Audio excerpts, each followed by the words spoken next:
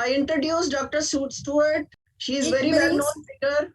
She has written first psychiatric nursing book and the whole world is using this book.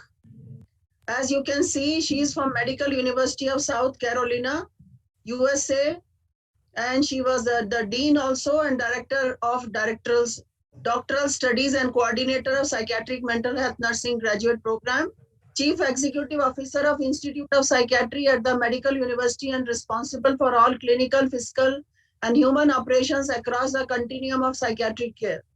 She has worked with various institutes and with various categories of students and staff. Her biggest achievement was writing a book on principle and practice of psychiatric nursing, and till today, that's the Bible for all the psychiatric nursing students and teachers. I welcome Dr. Gail Stuart. Could I have her video, please? Greetings from the United States of America. I am Dr. Gail Stuart, and I am delighted to be joining you this morning. First of all, I want to congratulate you on this impressive conference. Specifically, I'd like to recognize Dr. Kumar, Dr. Swadesharm, and Dr. Rothi from your Ministry of Health. And of course, Dr. Gupta, who is the conference chairperson. You have put together an amazing conference with lots of opportunity for new ideas and new learning.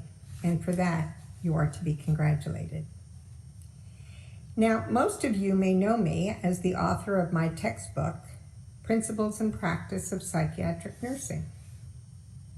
What you may not know is that the first edition of this textbook was published in 1979. That's a year that maybe some of you, or perhaps many of you, were not even born yet.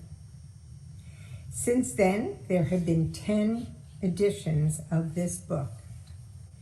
And over the 4 decades that I have been writing this textbook, I have seen an incredible amount of progress and change in our field. There are new diagnostics, there are new treatments, and new medications. And most of all, there is a new and growing workforce of nurses as care providers.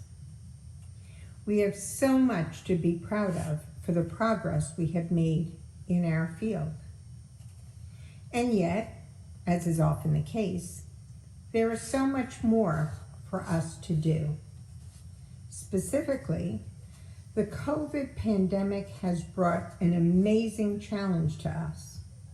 We have seen levels of depression and anxiety skyrocket around the globe as this illness has taken its physical and mental toll on children, adults, and older adults as well. Most especially, there are issues of substance use and substance abuse that have arisen in a way we have never seen before. So the focus of this conference on substance use is so absolutely critical and so well timed. In the United States, for example, deaths from opioids have skyrocketed and there is no end in sight. Add to that, we are globally experiencing a shortage of qualified, competent, and caring mental health and substance use providers. So you can see the dimensions of this crisis are enormous. Now, in reviewing the program of this conference, I noted so many timely and important topics. It promises to be 2 days rich with ideas, insights, and new understandings. I hope each and every one of you will immerse yourself in the bountiful feast that lays before you. As I believe each of you is both the present and the future of our glorious profession. So, please listen, analyze, and become transformed by the new knowledge you are about to learn. Congratulations again, and I send my very best wishes.